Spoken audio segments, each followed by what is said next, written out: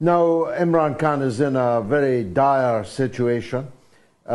He's being held in prison. What they have in mind for Prime Minister Khan, which is to keep him out of the forthcoming elections, because he remains, every opinion poll that's been able to be taken of any credibility shows him remaining as the most popular politician in Pakistan. There is no doubt whatsoever that these charges of corruption are ridiculous in the Pakistani context. Imran Khan, there are many things you can say about Imran. There are things you can say against Imran. There are very many good things about the man. But one thing he is not is corrupt. This is a man who has actually given the majority of his personal wealth to found 3 hospitals in Pakistan. He is not somebody who's going to spend his time trying to grab a 3 Rolex watch from the Kingdom of Saudi Arabia or something along those lines. These charges relating to gifts, when you compare them to the massive looting of the Pakistani state carried out by the Sharif family over the years, these charges are perfectly ridiculous.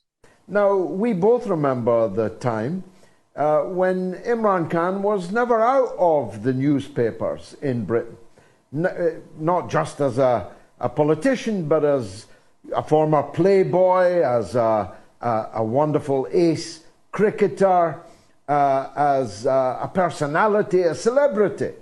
And yet here he is now in prison on trumped-up charges. The United States had given to getting rid of Imran Khan. And of course we have to remember why. He not only campaigned against drone operations in Pakistan, he stopped drone operations in Pakistan, and he stopped American military operating out of Pakistan. He moved to get his oil supplies from Russia instead of from the Gulf states, and moved to stop paying for oil in dollars.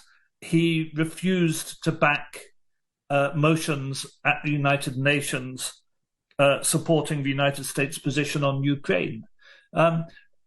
So, here you have this person who had a very strong international profile, as you say, and a high degree of international credibility, while a person widely appreciated and looked up to in the developing world, who was seen as a threat to the United States, and they've managed to get rid of him. And that requires maximum suppression. And of course, in a way, this is meant to be an example to other leaders, that if you don't jump when the United States says jump, when the United States insisted in public that Pakistan vote for a motion condemning Russian action in Ukraine, Imran Khan replied saying, "Are we slaves?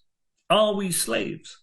And the Americans can't stand people turning round to them and saying, "Are we slaves?" Because the truth hurts, and the truth is they do treat the developing world like slaves. They don't accept the developing world has a right to its own opinion, to its own ideas, and to an anti-imperial, anti-colonial background or way of thinking. So I think there are deep lessons here in the treatment of Imran Khan.